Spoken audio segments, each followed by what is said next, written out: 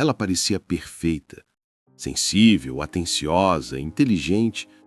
O tipo de mulher que escuta, que se importa, que faz você acreditar que finalmente encontrou alguém diferente. Mas o que parecia empatia era leitura. Ela não estava te ouvindo, estava te estudando. Esse é o início do narcisismo feminino, silencioso, delicado e por isso mesmo devastador. Porque enquanto o narcisista clássico usa a força e o charme para dominar, a mulher narcisista usa a vulnerabilidade como arma. Ela conquista pela dor, não pelo poder. E é isso que a torna tão perigosa. Ela te mostra o que o mundo tirou dela, conta histórias de rejeição, de abandono, de homens que a traíram, de amigas que a invejaram. E você, com empatia, quer curar o que ela sofreu. Mas aos poucos você percebe, não é cura o que ela quer, é controle.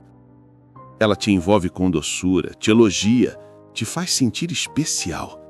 Mas cada elogio vem com um peso, uma comparação, uma semente de culpa, um pequeno lembrete de que ela te escolheu porque você é diferente dos outros.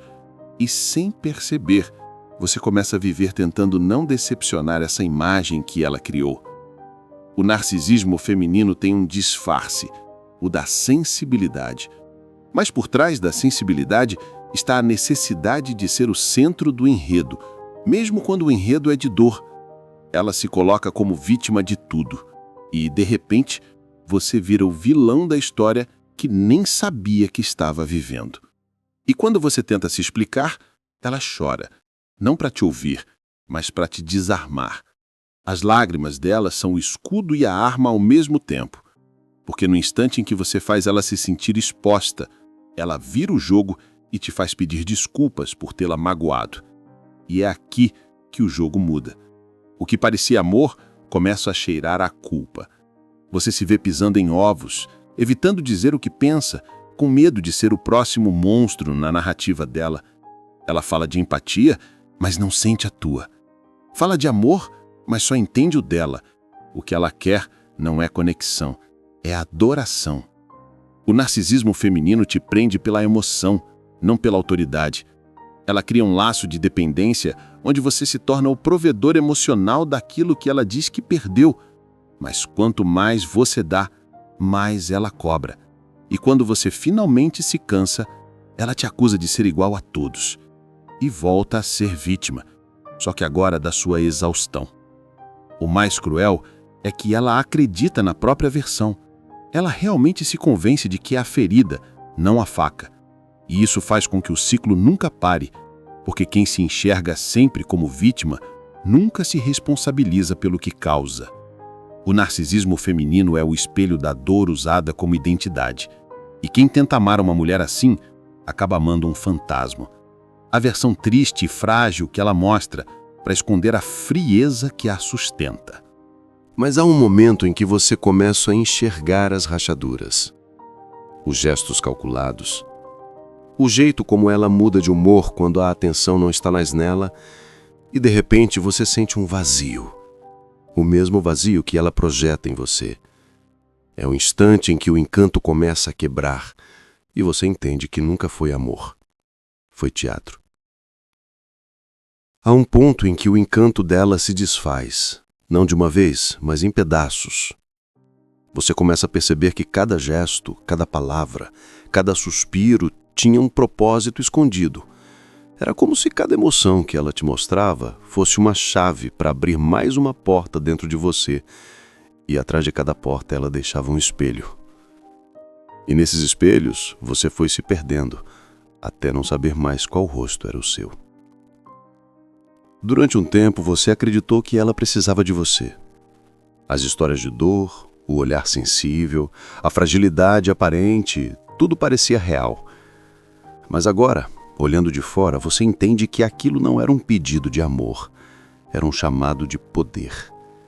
Ela não queria ser amada, queria ser reparada e te escolheu para cumprir esse papel. O narcisismo feminino não destrói de maneira visível. Ele seca devagar. É como uma planta bonita colocada na sombra, ainda viva, mas sem cor, sem luz. Você começa a se acostumar com o pouco que recebe e a confundir migalhas com cuidado. E quanto mais você tenta oferecer, menos ela parece satisfeita, porque o que ela quer não é o teu gesto, é o teu esforço. O teu esgotamento é o troféu que confirma o controle dela. Ela te envolve com lágrimas e silêncios calculados. Quando te acusa, o tom é de vítima. Quando te elogia, é como se te fizesse um favor. E o pior é que você sabe que há algo errado, mas o medo de feri-la te cala. Então você explica, se justifica, tenta mostrar que não teve má intenção, mas nada do que você diz parece bastar, porque a cena já está escrita e o papel de culpado já é teu. Há um instante em que você começa a se enxergar de fora, a perceber que o amor virou um tribunal silencioso, onde cada gesto é julgado e cada palavra distorcida. E o que mais dói não é a acusação, é perceber que você passou tanto tempo tentando provar que não era um inimigo, que esqueceu como era ser inteiro.